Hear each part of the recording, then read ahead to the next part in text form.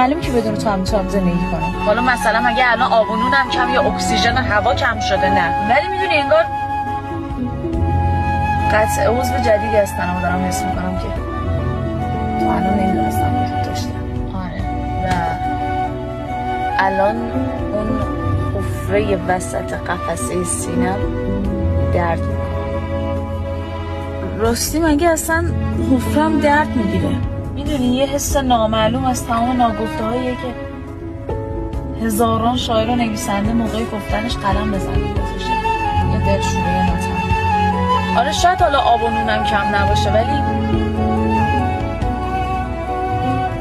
دهنم روزه غم بغل کرد. آره بابا اصلا اکسیژنم هست ولی نفس کشیدنم هم با تته پته میاد و میره. خلاصه همه چی عادیه، فقط زندگی بدون تو همه جاش داره میره.